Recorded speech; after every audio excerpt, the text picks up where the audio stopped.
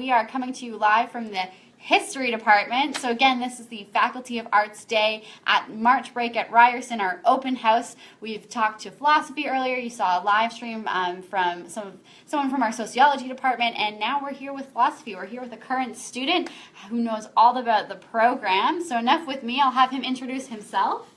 Hey, my name is Taj. I'm an upper-year student in the history program, graduating this year. Why did you choose Ryerson? I chose Ryerson because of its cross-disciplinary nature and the really small class sizes, which means that I get access to professors, to faculty, and resources that I really wouldn't get otherwise at any of the other schools, because the program here is quite small. It's 80 students per year, and given that we have quite a large faculty here, I get to know my professors personally.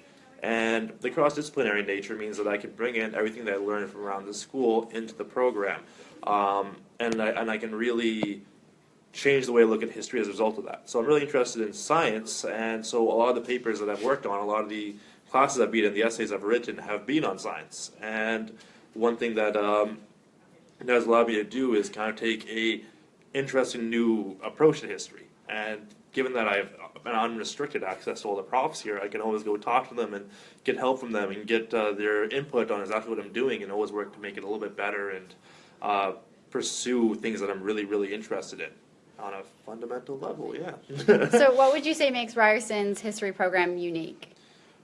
I gotta say the cross-disciplinariness of it, in that every prof here takes a unique angle to history, be it a scientific angle, a social history angle, a great power angle, and the fact that the class size is just so gosh damn small. Like, I've had classes here where it was 3 students and the prof, and that wasn't the best class I ever had, because it wasn't so much class, it's just a conversation on a daily basis about Indian history, and that was absolutely phenomenal. And yeah, I think this is a combination of those two. Ryerson's great in that it's so cross-disciplinary. You can bring in whatever you want in the field of history, and there's so few students that you can go and interact with the profs one-on-one and kind of shape your education in ways that you wouldn't be able to anywhere else.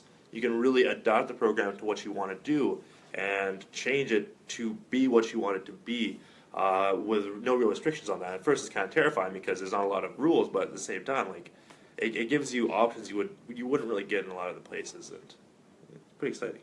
Cool. So we're on the street. We were talking a little bit earlier about a conference that you've recently been in. Can you tell us a little bit more about what that experience was like and how you got there? Yeah, conferences are great. So last year, essentially what happened is I'm interested in science. I took a course on ancient water technologies, and for my final project, I wrote on lead poisoning in ancient Rome. I identified a gap in the research that I saw due to my science interest, and I wrote about that in the essay. And then I took this essay and submitted it to conferences. I actually got to a conference in Mississippi last year, which Ryerson paid me to go to.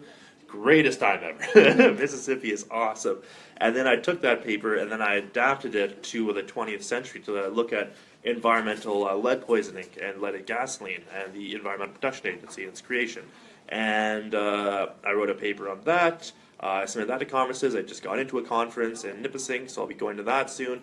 And on top of that, I used that to apply to graduate schools. So I was able to take what I really, really love, which is like history, and it makes science interact with it, and then use that to further my interests. And I've had professors support me every step of the way and really kind of helping shape what I'm looking at and give me all the resources I need to really understand the field a lot better. All right, one last question. If you were looking back at first year you, or even grade 12 you coming to university, what piece of advice would you give prospective students before they start their road to Ryerson?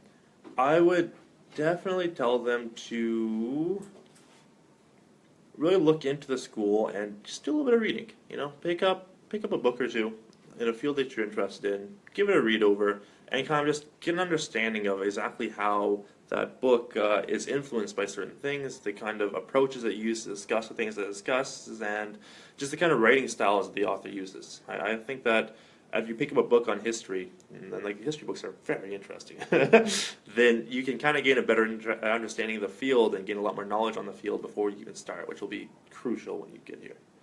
Awesome. Thank you for talking with us. This No has problem. been so informative. We're in the history boardroom. We're talking to professors again, current students. I think you were talking earlier how the history website is really, really great. Yeah.